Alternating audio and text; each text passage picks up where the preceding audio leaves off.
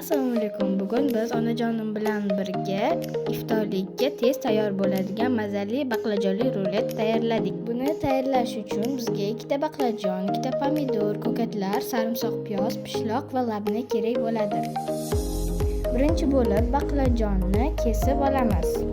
Kesilgan baqlajon shunaqa yupqalida bo'lishi kerak. Va kesilgan baqlajonlarni 15 daqiqaga tuzli suvga solamiz.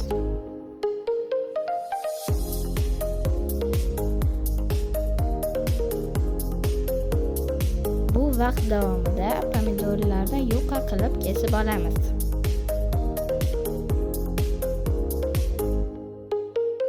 Ketidan sarimsoq piyozni maydalab to'rab olamiz.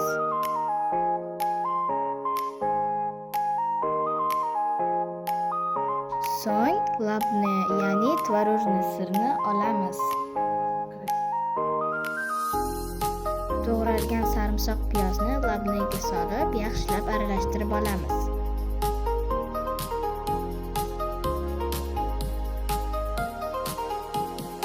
So'ng ko'katlarni maydalab to'g'rab olamiz.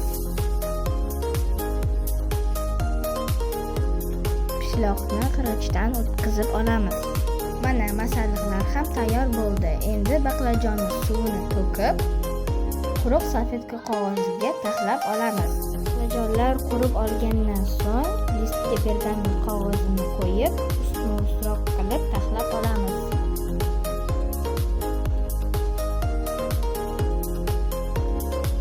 Taxlangan baqlajonlar shu ko'rinishda bo'lishi kerak. Keyin baqlajonlar ustiga pishloqni sepib olamiz.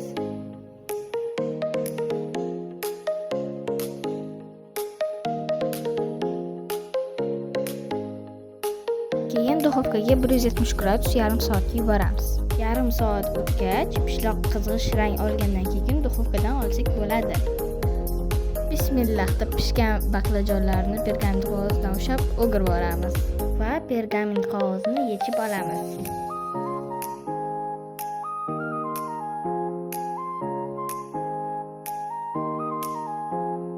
So'ng ustiga tayyor bo'lgan labneni surib olamiz.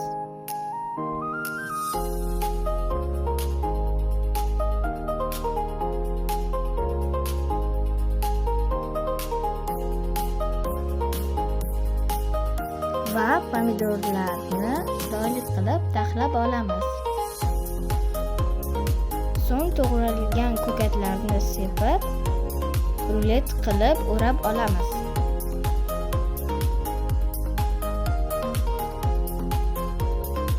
Mana bizning chiroyli va mazali ruletimiz ham tayyor bo'ldi.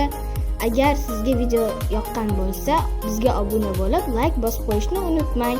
Keyingi videolarda ko'rishguncha xayr!